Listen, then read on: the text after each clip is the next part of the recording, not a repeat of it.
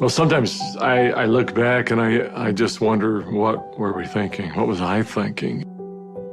We went for a long, long period of time with no resources. And when I mean no resources, I mean no resources. People told us we were crazy to go all in. You know, is this really going to work? I think some of the most beautiful things can emerge through trial and through difficult times.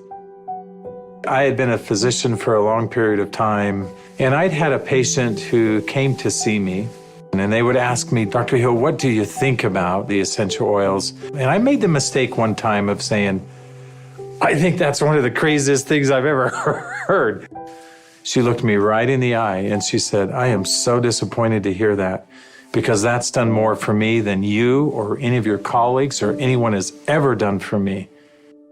And it intrigued me. And over time, I became more intrigued. I became involved with essential oils.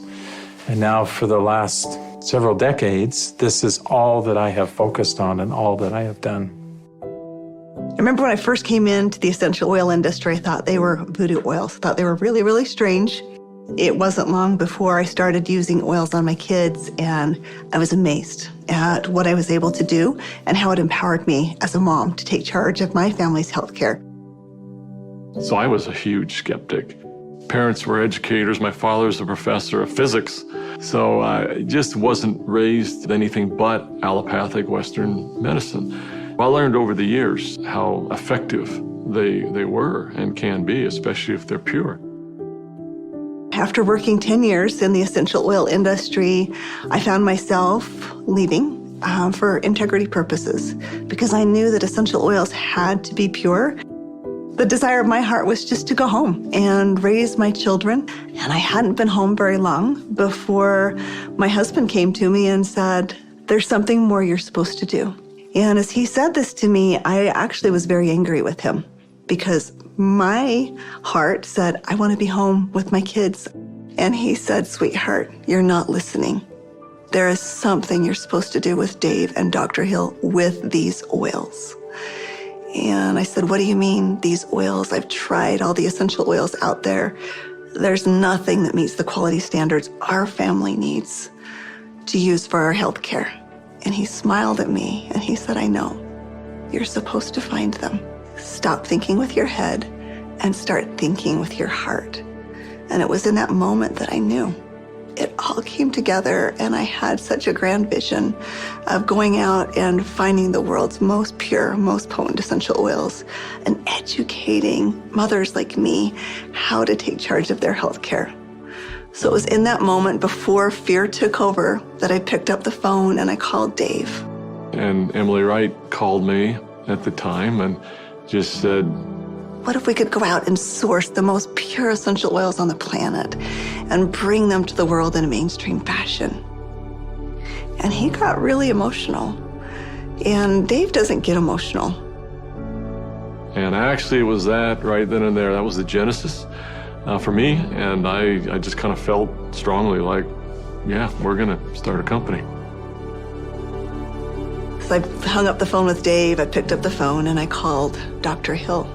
And as I called him, I still remember he kind of giggled. And I said, Doc, this isn't funny. I'm serious about this. What if we could go out and find these pure oils like we've always wanted to do? And what if we could educate people to really understand the power behind these oils?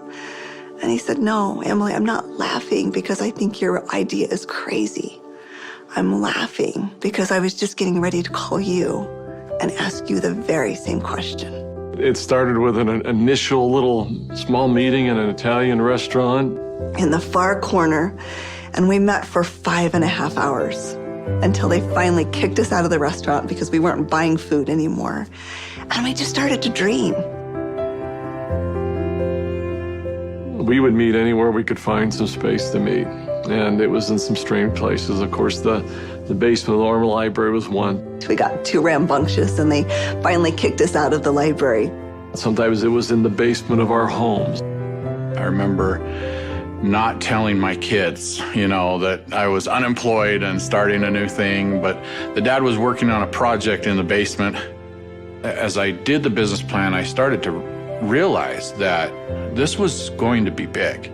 I just knew that with such a good team and product that had changed our lives, we felt like this was going to be significant.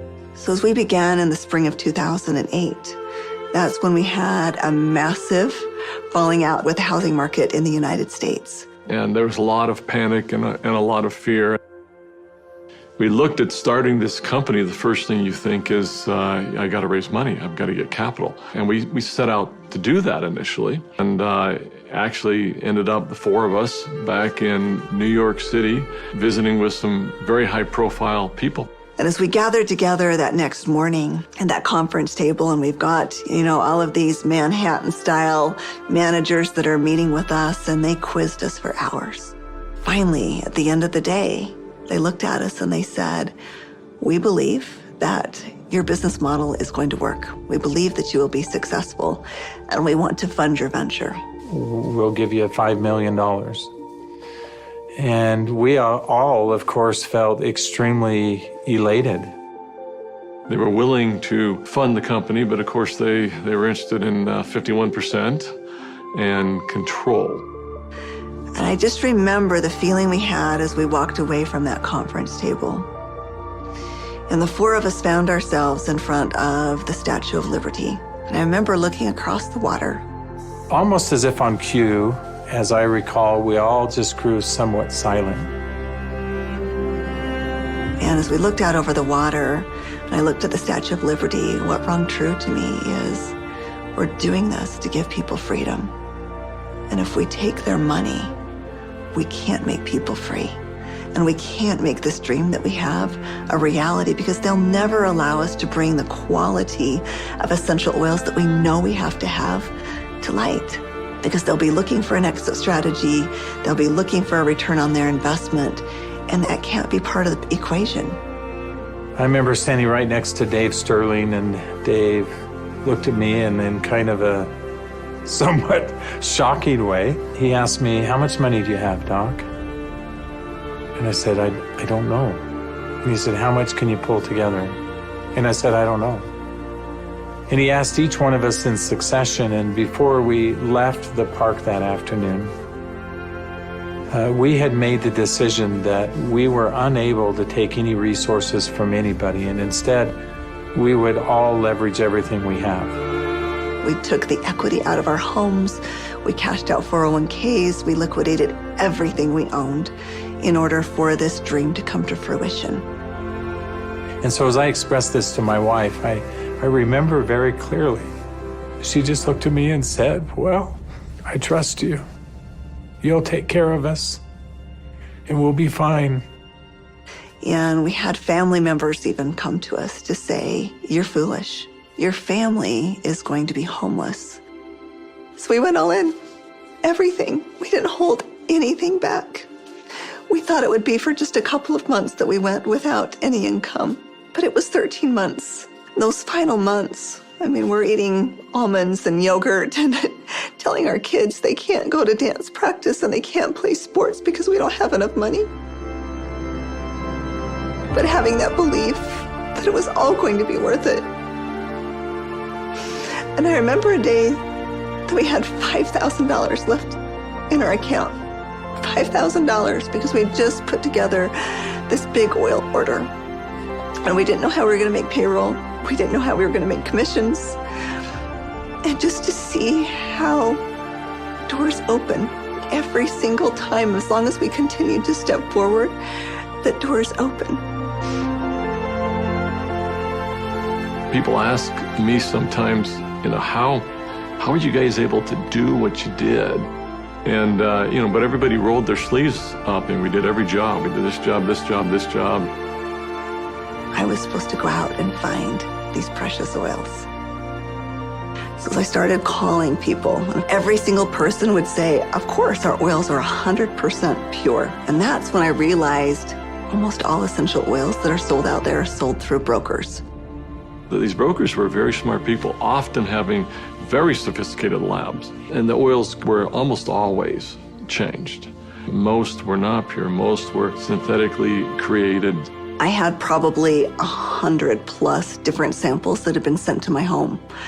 And every time we would meet, Dave, Dr. Hill would say, Emily, have you found the oils yet? I'd have to say, not yet. Like, are we going down the right path? Is this really what we're supposed to do? And I remember one beautiful day, I opened up my doorstep and 5 oils showed up all in the same day. It was frankincense, lavender, tea tree, lemon, and peppermint. As I smelled these bottles, I called up Dave and I called up Dr. Hill and I said, I found the oils. They said, don't you dare open them until we're all together. We knew that these oils were absolutely pure, and it gave us just enough confidence, just enough faith to continue stepping forward. I remember that first discussion we had. We talked about the culture of the company. What type of soul do we want doTERRA to have? And we realized that these oils are experiential. And we realized it had to be a person-to-person model. We had to bring people together. We've got to have a culture of giving back. We have to have a culture of caring. Locking arms with the people who are putting the seeds in the ground, who are harvesting these products. It's making sure that their needs are met. As I look back on it today with doTERRA, it's overwhelming to me to see the impact it is around the world. There was a lot of sacrifice, but again, those are days we look back on, with some pride. Sacrifice is a really important piece in setting the foundation. Today, we've empowered nearly 8 million families all around the globe. We're now filling 315,000 bottles of oil every single day. And just to think about it on that scale just warms my heart, knowing that every single bottle is changing somebody's life on both sides of the bottle. I think this work has such purpose. It's like, how can we stop? We have single-handedly changed the acceptance of essential oils in science and in medicine.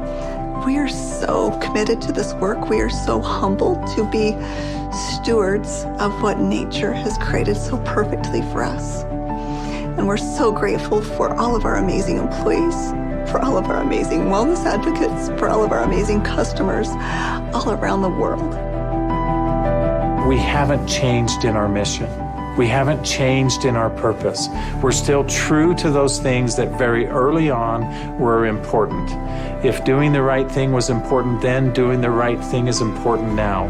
If helping and giving service to other people was important then, it's important now.